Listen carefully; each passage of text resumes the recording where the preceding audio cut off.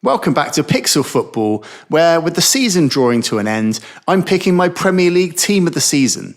But before we get going, make sure to give this video a like and subscribe to the channel, and more importantly, let me know in the comments who would make your team of the season, and if you agree or disagree with my choices. So I've gone with Matt Sells in goal, and for me it felt like there needed to be a Nottingham Forest presence in this team.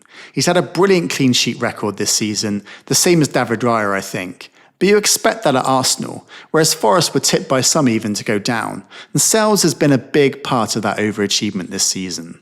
Then at right back, I've gone with Trent, who's been a bit of a distraction to Liverpool's title-winning celebrations. I mean, he might be a bit of an obvious pick, but as he's departing the Premier League, I felt like it was only right to acknowledge him one last time before heading off to Madrid. I mean, he's such a unique player, and we all know his qualities going forward, but it feels like he's had not as much forensic criticism about his defending as he has done compared to previous seasons. And I think he'll need to continue to evolve that side of his game when he gets to Real too. Then on the left, I've gone with Lewis Hall, who's been out with an injury for a while now, but I was really impressed with him earlier in this season. I mean, Lewis Skelly's almost stolen his thunder a little bit and made a really strong case for an England spot at left back. But Lewis Hall looks like such a reliable player, so it's nice that England finally have some options in that position because we've been so weak there in previous tournaments. Then moving to central defence, I've gone with Virgil van Dijk. I mean, there's no debate there, surely. But alongside of him, I've gone with Gabriel, who I think has had his best season for Arsenal. I mean, Saliba is often the Arsenal defender who attracts most of the plaudits, but Gabriel is critical to that Arsenal team. And in a funny way, I think they've actually missed him more at the other end of the pitch, with his attacking threat at set pieces, where we all know Arsenal are so strong. Other shout-outs are Milinkovic, who was with Forest, and Dean Howson at Bournemouth, both in their Premier League debut seasons and have reached outrageous levels. So then first up in midfield, I've gone with Ryan Gravenberch. And in many ways, the most impressive thing about Slot this season is getting the maximum amount of players that you don't think of as elite players. I mean, no one is surprised when Van Dijk or Salah do what they do. But he's enhanced players like Gravenberch and Gakpo and Diaz into a title-winning standard. And if I was a Liverpool fan, that's what I'd be most excited about, is his ability to improve players or adapt their position like he has done with Gravenberch this season.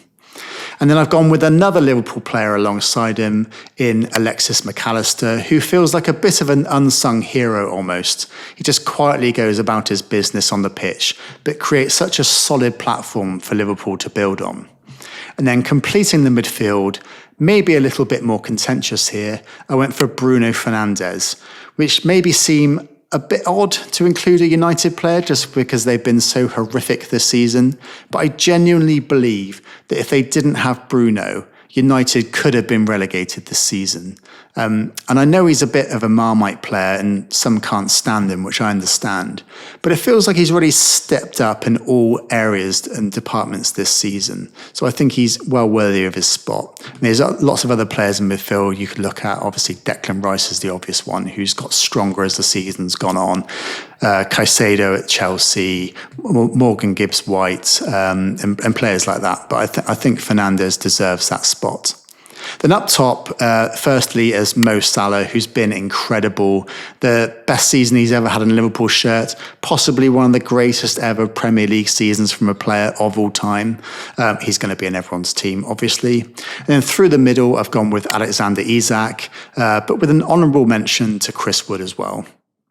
But on the left side of attack, it's harder to call. But I've gone with Matheus Cunha, who plays with such energy and spirit, but also is a bit wild and unpredictable. So that's my team of the season. Let me know in the comments if you agree, and also give this video a like. And if we can get to 500 subscribers by the end of the season, that would be amazing. So don't forget to let me know who would be in your team in the comments.